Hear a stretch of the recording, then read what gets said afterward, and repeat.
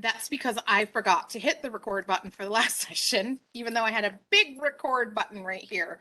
All right, so welcome to NARIC PD Day, and we are here to do a digital literacy standards session. So I know some of you, but not all of you. So you guys are off on my other screen. Please don't feel the need to be muted. There's only 3 of you. I am very comfortable with participation in the session, so you can be unmuted for the whole session. I do not care if I hear background noise, Anne Marie. So she's like, okay. So those of you who don't know me, I'm Bond, Virginia Bond, Bond like James, Virginia like State. That's the opening line. And I work as an integration of technology training specialist. I'm based out of Malone, so I'm an hour north of Lake Placid. I'm in my lovely office here. I have an entire classroom at Franklin Academy.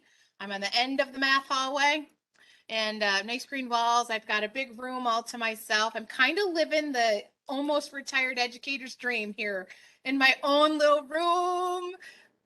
Sometimes it's a padded cell, pretty comfortable. I've been in education for 34 years. I'm an old timer. I can literally retire in 2 weeks. I'm 2 weeks away from somebody. I can just go at any time. I don't need to stay. I love this job. I came to NARIC in May of 2015. About 6 months before my 50th birthday, because I decided it was time for a change. And I am trained. I have a bachelor's in music education and I have a master's in elementary education. So I did music for 27 half kind of ish. And I've been doing tech integration for the last 20 years. So I'm an old hat at this. So our goal for this is we're going to walk through the basics of the new CSDF standards, so the Computer Science and Digital Fluency standards. We're going to dive into them. We're going to talk a little bit about the instructional impact for districts and teachers. And you guys are going to understand that because it's going to make a lot more sense to you than it will to some of the other people today. And I am sure that the 3 of you have gone through standards before, right? So we've been through piles of standards in our lives, right? We've done ELA standards implementation. We've done math standards implementation. If you were lucky enough, I did new standards. I call them the old standards. I did national music standards. I did New York State music standards twice. I've done science. I've done social studies. Okay, so now we have this computer science and digital fluency standards.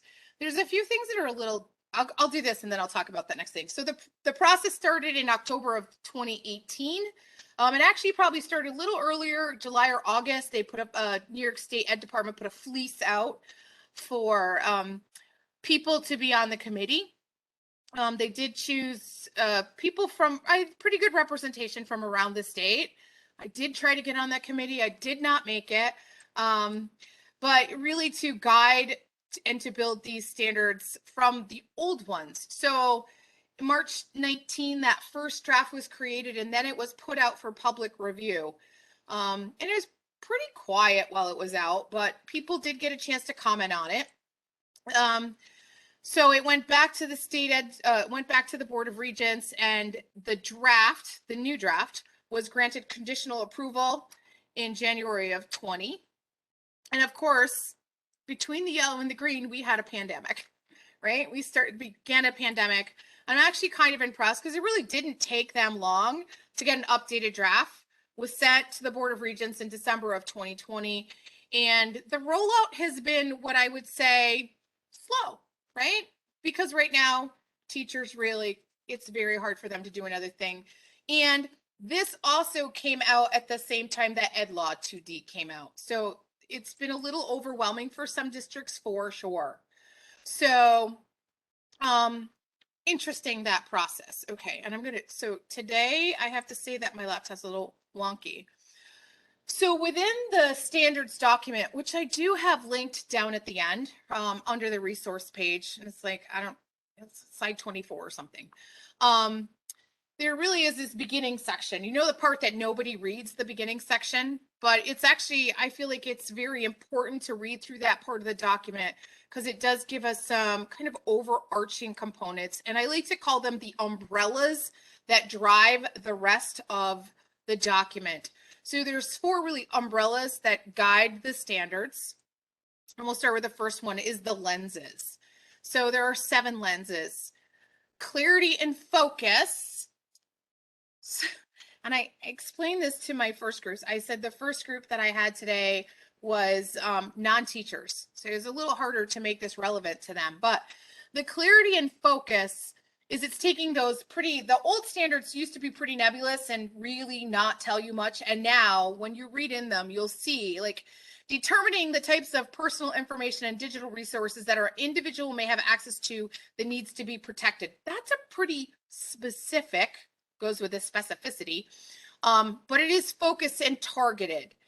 And that's really important. That being said, it's also ambiguous in nature to the fact that it does not ever say, maybe once or twice, it never speaks to a program. It never speaks to a platform. It never really speaks to too many tools within the standards themselves, leaving that autonomy to the districts to make their own decisions about what tools they want to be able to use.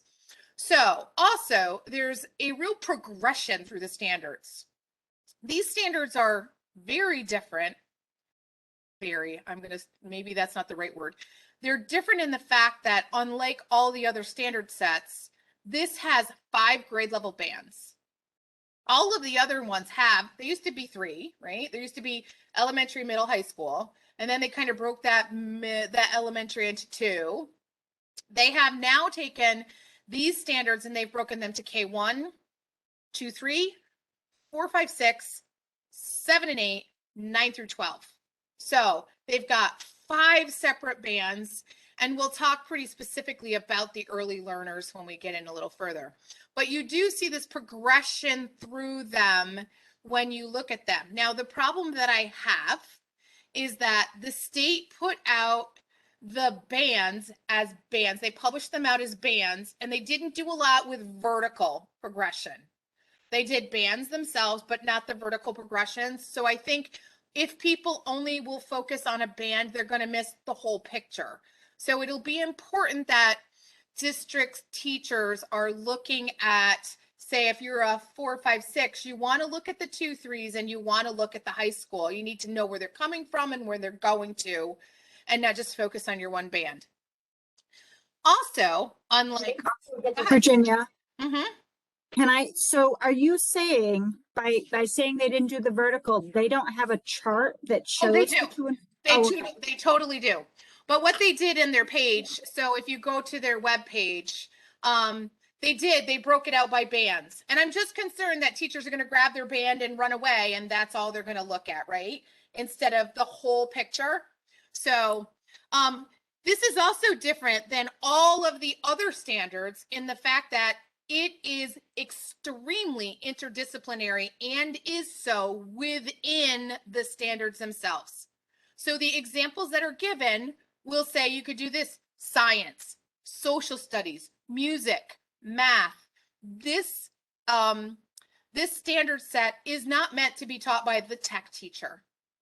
It is to be taught by the entire district with everyone picking up a piece and moving on with that. Now, Carrie, I know you know this, and Jamie, you do as well. You know what the result is going to be from some teachers. I ain't got time for that, right? Because I got too much going on. So we're going to talk a little bit about that in the when we talk about the instructional components of it and what that implies. I personally don't think it's that scary, because once you figure out what you're doing and you figure out where your holes are, you address the holes, and then you figure out the tech teacher does the rest. You're doing a lot more in these than you probably ever have been in the future. I'm right now doing a lunch and learn with technologists from across the region. Today was my first one, and they're scared about where to start, right? And I'm like, you start with what you have. Just like any standard, you figure out what you have. It's literally your curriculum map and what you're doing. So you figure out what you're doing, you find out what you don't have done, see if anybody else is doing it. And if you're not, that's what you address. And you address those holes that you have in there. Virginia, can I just, so we actually have the digital literacy standards are part of our report card. Because we felt in a virtual school that honestly we would be remiss if we didn't have that in there. And similar to what you just said, yes, our teachers are like, oh my gosh, it's one more thing to do. But as we keep telling them, you're doing this stuff. It's just literally, I think we're so used to having to design a specific lesson plan, but this is just intertwined in our virtual learning, most of them. So it's once you think about it from that standpoint, where I don't necessarily have to write a lesson, I feel like a lot of this stuff we can cross off and say, yeah, we did introduce this to kids. We did cover this. Do you find that Yes, as well? I think as well. And one of the things that I've started to do is when I'm teaching now, so because my job is training teachers. So when I'm training teachers, I'm telling them this fits here. This fits here. It's really important that you know that and that I start to make those connections so they see how easy that is. Or for me to have that conversation, oh, you're doing that. This is where that fits in the digital literacy standards. Make sure you note that. Like, put that in your lesson plan because that's important. You need to have that because that's your technology component. It's just understand how it all fits. And it really isn't another thing, just like you said, Carrie. That's so important. Um, what you also see with the standards is that they are relevant. They're almost all real world problems. They're not, I'm going to do a worksheet. There's none of that, right? They are definitely engaging. They're tasks, and I hate to use the concept of PBL, but they are. A lot more of them are project based, and they're real world situations. That's hard to say. Equity, of course, is an overarching component that has come to play, especially since the standards were written pre-pandemic. Now in pandemic, that is such a huge piece. I think a lot of the equity issues have been, at least as device specific, have been worked on. Rigor is definitely in these standards, and I'll show you a few places. And the specificity, while it does allow for autonomy by districts, it is specific in some of the examples that are giving that can be easily done. Okay, one of the next umbrellas. So they basically took these lenses and they moved them into the guiding principles, of which there are 4. So the interdisciplinary connections for me is huge. Equity and access, that makes sense. This is a huge fit right now, equity and access, when we talk about DEI. Anything to do with DEI fits really well in there. It also, both of these pieces for you and relevance and engagement, I think, Anne-Marie, for you, fit into your CBT testing, that concept of how they all play together. Digital equity, another umbrella. So this is a bigger one, and it talks about our 3 sets of learners. So our English language learners.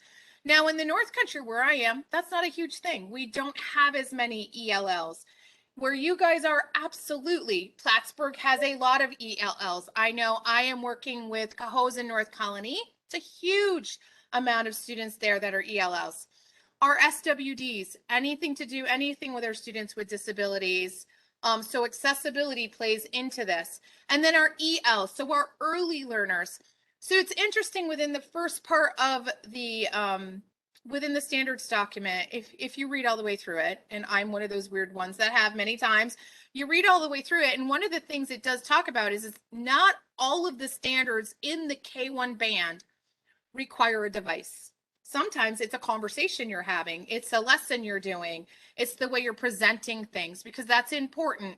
And it's not device specific, doesn't matter what kind you have. And it also talks in this equity of our students' ability to move their learning from platform to platform. None of this is platform specific. So if you're doing an iPad in one grade level, and they change to Chromebooks, and then they change to laptops, our students need that fluency to be able to move across them. So quick question on that. What do you do for a district who says they have one-to-one Chromebooks all the way? It's the only device they're providing to the kids. And that's okay, but it's and we have a lot of those, right? We have a lot of those. Mm-hmm. But we have to realize, so if they're only teaching that the only way to screenshot something is to use that screenshot key command, right? That's not the right thing to do. how would you do that on a phone, right? We have to think through that process. At some point, kids have to sit at another device. Google's not the only way to do things. That's from me, a Google trainer, right? And I'm saying that. So we have to realize, I just took that Microsoft training with Christine Schultz. She blew my mind. I got so many tips that it was so good. So we talked through, and I'm not going to go through these. You guys know these: fluency, literacy, citizenship, computer science. I'm going to move on. The interplay of these four pieces together are the lenses which we're going to look through all of the standards. It gets a little hard, but when I worked with people this morning, they were like, oh yeah, that makes sense now. So now we kind of dive into the standards. 5 standards. And when we look at these without really understanding what they are, we have the easy ones and the hard ones, right? So impacts of computing, that's simple. Computational thinking, that's also, I think 5 years ago, I would have said that was rough for me, but I understand coding now. I can do that. I'm not great at it, but I can at least do it. And I can do digital literacy. But when we talk about those 2 middle ones, networks and system design and cybersecurity, I get a little wonked out because I'm like, I'm not sure I could do some of those top things. But this is where, like, as an agency, we really do deal with all these components. But it's interesting that these 2 middle ones sit in these standards. So let's dive a little bit. So each one of the standards has those small pieces, the smaller components, big umbrella, smaller components. Impacts of computing has society, ethics. So that's really interesting when we talk about ethical practices. This fits really well. Could be a law and government class, could be a debate class in a high school. You could do a debate over some in some middle school. I could imagine middle school kids, like, you know, the use of TikTok in a classroom. That would be such a great debate. People would love that. Also, under impacts of computing is accessibility, diverse needs always, the concept of potential bias. That's difficult. So when we talk about that, that might be speaking, Anne-Marie, to the question you just asked about only having Chromebooks in a district, right? I understand that. They're cheap devices. I don't mean cheap. They're inexpensive devices. But that could be, do you have one person kind of guiding all those conversations as you go?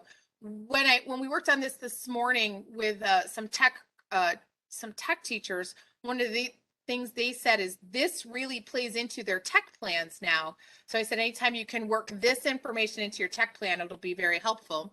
And also career paths. So culture and career fields and diversity within the fields. And that is women in the field of computing, minorities in the field of computing, minority women in the field of computing as well. All right, so when we look at some of the standards, so what I've done is I've pulled out some examples by grade level, and I didn't do all the grade levels. So let's look at the K1s. So K1s are the group that are using technology to learn. Some examples would be, you know, explaining the difference between a board game and a video game. Like, that is such a practical. Do students know the difference between the two, and can they verbalize it? Also, some things that would be available. I know one of the things I have done at a conference, which I have found, or actually was at a training, what are the, what technologies do you use on a daily basis? Oh my gosh, right? For us, it's like crazy, the number. But we even got into like wearable technologies. And a while, maybe 3 years ago, there wasn't a lot of wearable technologies. There are now, right? Some of us have earbuds in our ears all the time. I have a Fitbit that I wear all times. It does many, many different things, right? And the new smartwatches, some of the other things that they also do as well. So wearable technologies, that could come into that conversation. And also in here is like the Internet of Things, right? Like our refrigerators have technology now. Like a microwave is actually technology. Hard to believe. Mine might not be because it's older than death, but all of those components and how they play in. So 2nd to 3rd grade, how tech has impacted what jobs are available. I know where I live, I live right near Messina, where Reynolds and Alcoa are.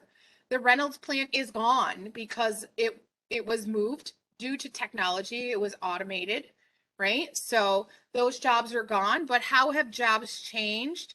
Even, so you talk about the UPS driver who comes and drops your packages off and then sends you a text to tell you that it's on your front step, right? That's how tech has impacted jobs and what they look like. Exploring what research used to look like in a library. Carrie and Jamie, you're too young to have used card catalogs in your lifetime. I, on the other hand, did most of my master's work on a card catalog, right? I tried to explain microfiche to my 26-year-old daughter who's starting her doctoral degree. And she was like, what? And I was like, oh, stop. Having students become inventors of technology. They see a problem, they want to change it. They want to either be an innovator or create something new.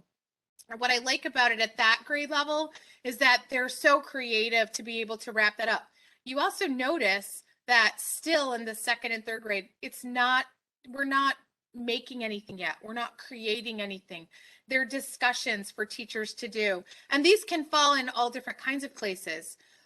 So for 6, technology such as a GPS system has of influence communication. I can guarantee you there are teachers that don't know that, right? How have things changed? What is the satellite? What is the satellite? How does it work? This might be pulling in pieces of informational text to change those kind of pieces. I love this one at 4-6. Students create basic chat box based on simple questions and then discuss how these can have real life uses. Now, I said this and someone asked me, like, can that be done? I'm like, oh yeah, I could do it in Scratch really easily. Kids can do those things in a Scratch or a Scratch Junior, create those kind of things. And then here's another one, a 7-8. Students research how technologies such as Siri and Alexa have changed the way to interact. I'm blown away by the number of classrooms that have Alexa in the classroom. And the kids will want to do something and they'll be like, hey, Alexa. And I'll be like, that is so weird. And I don't have one at home. So for me, it's a little strange, but what a cool idea and a way to teach it. So you could teach that technology to students as you're working your way through. Any shockers at this level?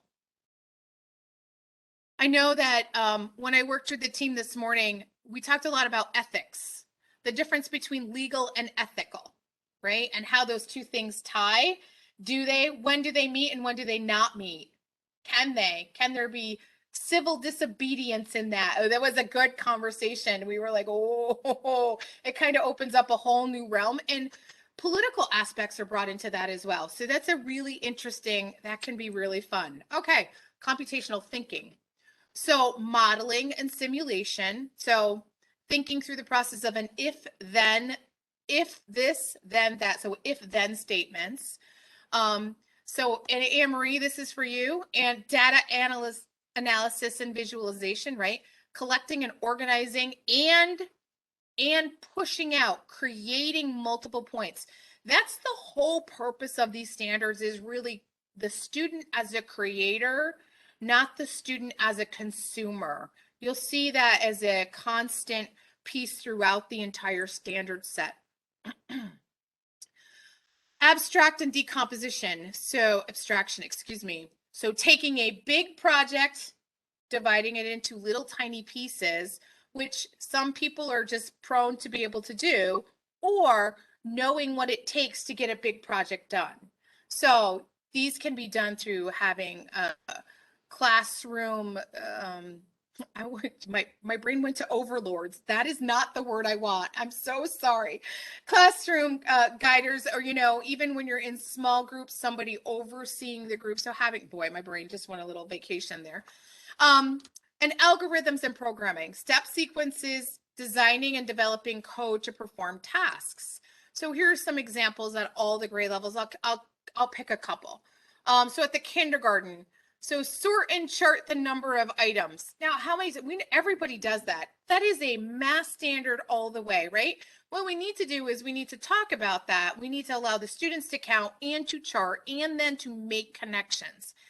And data analysis shows up on the SATs. It's a new standard to be able to understand data and to make decisions from that data. So data-driven decisions, like we have to teach it at some point. Okay, grades 2, 3. Here's another one. Students make posters depicting the life cycles of animals. That is done everywhere. Butterflies, fourth grade has it. It's part of their standard. It sits in their standard set, right? Also, students tour the building and identify tools used to collect data about students. I was like, oh, that's a cool one. And that does the, no, right? So somebody was like, oh, the library chart. Oh, the opals thing. So these are all examples of something you could do. So you teach students what they're looking for, and then they identify, they come back and they can chart them and they can make conversations about why it's important. 4.6, let's pick a design a math quiz that uses conditionals to check answers and display responses. I laughed at this because I'm not sure I have teachers that could do that, right? To do the conditionals that would give you the right answers. Grade 7-8, collect a variety of data to create a computational artifact in multiple subject areas. That's a little deeper. But you can see this progression through the standards. And then finally, 9-12, I'll take that top one. Seeing a doctor online, teletherapy, instead of going to see them, discuss how this can help the healthcare system. So isn't that interesting? Because this was done before the pandemic, and I have done a ton of my doctor's appointments teletherapy. Matter of fact, I have an eye doctor's appointment next week that will be teletherapy. And my optometrist is in Seattle and my optometrist is in New York City. Neither one are in Plattsburgh, which is where I will be. Best glasses I've ever had is through a teletherapy session. So it's interesting because I think students would understand that now. Might not have understood it then, but would understand that now. Okay, so let's go on. Networks and systems design. This is where it gets a little fun. Hardware and software, understanding the difference between the two. I have teachers that can't do this, so this is fun, right? They don't know the difference. Networks and the internet, also understanding how data is collected and where it's collected. So this would be like network, local, cloud. Not everyone understands the difference between those. I can guarantee you that 80% of regular general ed teachers don't have a clue. They just know it's out there somewhere. The difference between an intranet and an internet, understanding those two. So a lot of homes now have an intranet set up within them, and just explaining the differences between those two. So here are some examples. So again, at the younger grade level, I do like the students identify examples of input output. So simple, right? Input, and it could be money into a vending machine, receive something in return. If you do this, you get that. I used that with my granddaughter the other day. She used to. If you're a good girl, you will get. It's an input output. It's the same kind of idea, right? Also playing the game of telephone. It's a real physical network, right? You started it at one end and it comes out the other, hoping that it doesn't get corrupted, using that language along the way. So I used to play that in music class because it was a good listening game for students to listen. It almost never came out the right way. So that's one of those things that's so practical and we do it. So it's just a different way to do that. Okay. Students trying to fix simple errors like the monitor won't turn on. That's a 2-3 skill, right? So that's a basic troubleshooting skill. We definitely have teachers that can't do that. 4.6. Students explain the differences between files saved to the network, on the local device, or to the cloud. Do they know where those pieces are? And that could be a little harder. Let's jump down to 9.12. Students combine a data set on average household income by zip code and a data set by health by zip code in order to identify differences of asthma based on locale and income in order to persuade an audience to take action on environmental social justice issues. Listen, I copied that one. I did not make that one up. But that's intense, right? When you see that, that's rigor, right? I see a lot of districts doing this as like senior projects. Many of our local districts, students must, for one half of the year, they must do a senior project. It's like their exit ticket out the door. And they kind of bring all these things together. And Saranac Lake is one of the districts that it must be community-based. So it can't be, I want to learn how to play guitar. It's got to be a community-based component. So this is a big one, right? That's a really big, it might be hard to get these data sets would be my question. I'd be like, but okay. So it's interesting how that one works. Next one. You'll notice there's no right click here, left click there, learn this, do that. None of those things are in there. Cybersecurity. Dave Patterson, who was in my session, I think he was a little shocked that this one was even in here. So cybersecurity, risks, safeguard, and response. And this piece right here plays so into Ed Law 2D, right? It's all about it. So risk, the vulnerability, and the consequences. What's going to happen if you click on the wrong thing? How to protect our data. So being safe with our passwords, and what to do when a security breach occurs. So you get that weird email. What do you do with it? Where do you send it? How do you deal with it? Understanding that. So it's interesting that this is not only for teachers, but this is a student level information, right? This is level that students need to know. I know that we have teachers that are uncomfortable with these components. As we go into the lessons, I don't think I have them. Yeah, I don't have a 7-8.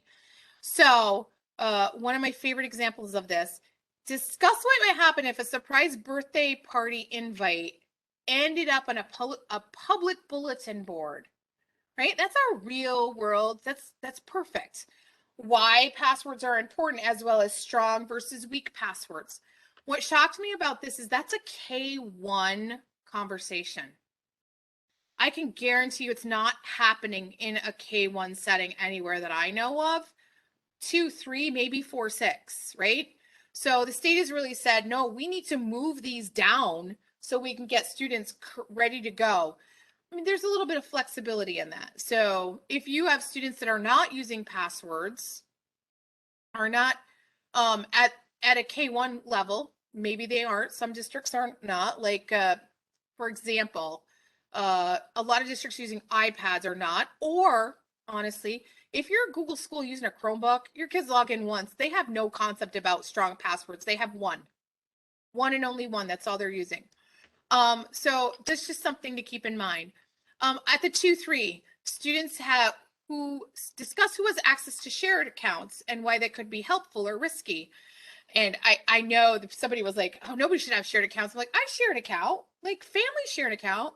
My daughter and I share a Spotify account. It's not really shared. It's a family account, right? We have a family Spotify account, which is great. I pay my $6 to her, and we can have 5 people on it for 18 instead of 1 for 12. So we have 5 people on this shared Spotify account. Well, the problem is if somebody makes a change like her, because she owns it, she can lock the thing up, or she forgets her password and then she has to resend it. So that's like, it's helpful because it's cheaper, but it can also be risky because somebody plays with it, it'll get mucked up. A lot of these examples and a lot of teaching these standards are teachers stopping to think about how they see it in their everyday life and bringing it to the classroom. That's going to be important, right? Because that's where students make the connection to that real world, and it starts to make more sense. And that's how it's easier for other people to teach it as well. Okay, let's go down to the bottom one. So 9 to 12th grade. Formulate recommendations for setting up a secure home or small business network. I was like, whoa, Nelly, that's a big jump.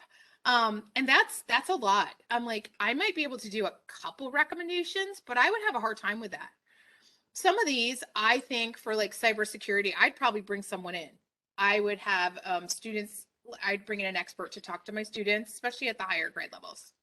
Okay, digital literacy, the easiest one there is. Because this is what teachers do. Tools exist to create, revise, and publish digitally. Yep, that's what we do. That's where that's our sweet spot, right? We're good at that. So we also need to teach digital citizenship. There is a line within these standards that say the technology teacher is not responsible to teach digital citizenship. It must be taught across the curriculum. It's like learning a sport, right? It's just also like learning to type. We can't learn how to type if we go to the tech teacher to do it once a week. We also can't learn digital citizenship if we only focus on it once a week in one class. You have to do it every day and you have to practice it. It's definitely Virginia, do you think, can you weave these standards together like you do in other instances? So I'm thinking about like digital literacy, when you're talking about, creating, revising, and publishing, obviously our mind goes immediately probably to a Google Doc, but we have And to be English. careful when you share that. Like Correct. I may trust Jamie to be an editor in my Google Doc, but I don't know, maybe Virginia, I can only have you commenting in my Google Doc. And that's where we start to take, when we start to understand how they sit and we start to say, oh, this is this and this. I can put those two together. That's fantastic, right? Double dip. That's when double Yep. dipping is a good time, right? So, or triple dip. Double dip is not always good. It is then. When we hit two standards at the same time with the same thing, that's what we're looking for, because you get, quite honestly, more bang out of your buck. Well, and I just think too, you keep saying this, and you brought it up in the beginning too, is that our teachers are overwhelmed to begin with. So to say that there's one more thing to do becomes very problematic. But if, as you're introducing in a writing assignment, and you say, okay, I want you to share it with me. I'm your teacher. I will only edit if needed. And I want you to share like a view with a partner so that when you go into the breakout room, you can read, and asking the kids, why is it important for you to share it as a view and not an editor? And And why that's could that potentially be problematic if you made everyone editors all the time? And that's the perfect answer. I think teachers are uncomfortable in that. Having that conversation, we have to get them to that place is part of it. And understanding that it's okay to stop our lesson for 30 seconds to teach that component of digital citizenship. I've been a huge proponent for a long time to say to people, everyone teaches digital citizenship. If you use a computer, you teach digital citizenship all the time, right? Do you use the same password for everything? Do you change your passwords? Are they change me one because you never change them? Do you save them? Do you open them up? So even those small things, those are so important, and we're teaching them. A lot of these skills can be taught via conversation. They can also be taught via thinking aloud through my process, like troubleshooting. Wow, I don't know what else to try, right? Thinking aloud as we're teaching that thought process, and to realize we probably don't know every answer. I learned that a long time ago, so it just is what it is. So digital literacy examples, at the lowest level, it's really students just using tech as a tool. We kind of come up a little higher. Students are surveying the class on likes and dislikes and present that info to the class. That's interesting, right? And here's one, sorry, there is a spelling error. Teacher introduces the differences between blogs, social media news, and provides examples, public records, personal web pages, and social media posts. Look at the grade level. 2, 3. That's mind-boggling to me, right? That it's that low, but it does get work done later. And so the last one here is really, we see this a lot. Students identify a local issue, they collaborate on a solution, they collaboratively create a product, and they give that presentation to an authentic audience. So I feel like we do this really well. We do digital literacy pretty well. Citizenship, we're getting better at it. So what are the instructional impacts? So to me, there's 4. Number 1, everybody is responsible, because there's a part in this for everyone. We do have to find, if we can find where our part fits, it's much easier, because then it's not a task for someone to do them all. Everybody just kind of picks a little piece off. I like to equate it, and I hate to say this, to reading standards. If you are a teacher, you are a reading teacher, because everyone must read to be able to learn. That is part of it. So if you're using a computer, you have to have a part of this. It's just a non-negotiable. Also, so where to kind of get started? You're going to start with what you already do. You're going to take that structure and you're going to look through and you say, oh, I do that, right? And this is what I do for that.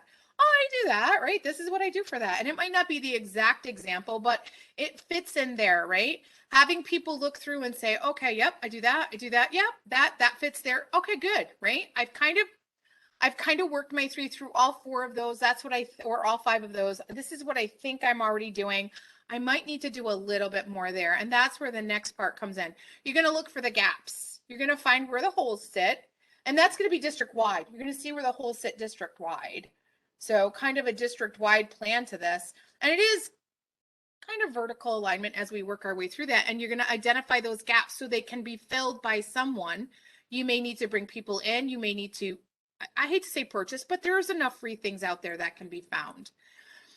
And then quite honestly, at the older levels, there may be a need for courses, right? There may be a need to fill gaps, especially at the 9-12 level. Coding would be one, right?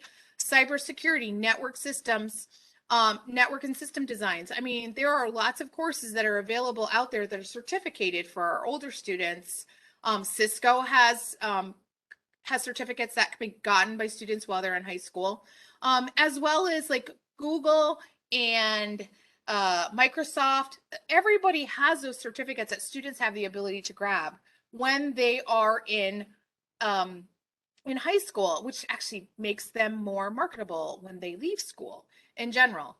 And there's CTE programs. So there are existing resources out there. This is the Digital Fluency Standards site. This also too, this is work, and I'm going to just pull mine over.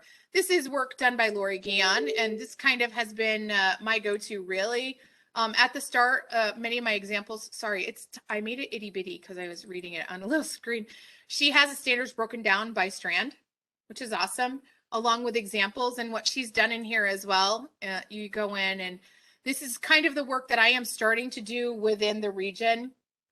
I'm a little bit behind her. I have a few more responsibilities. I say that, but I really don't. What she's done is she's taken the standards and then given some tools. This is kind of what the team of people that are coming and taking the model schools class are working on.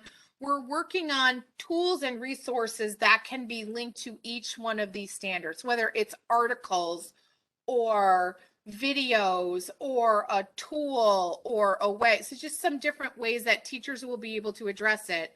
I do have a team of people working on it, which is helpful because then I'm thinking that the greater good, more minds will help the greater good in general. And also down here, this is a link to the standards document. So questions, and I'm done. Got out right in time. All right, I'm going to stop sharing. I'm also going to stop recording. Go ahead. I'm going to say no questions, but again, amazing way of summarizing these standards, because I mean, I could spend time digging around, but you've condensed it into such a sense that I can understand it and know where to point folks. Well, thank you. I appreciate that. Yeah. As always, feel free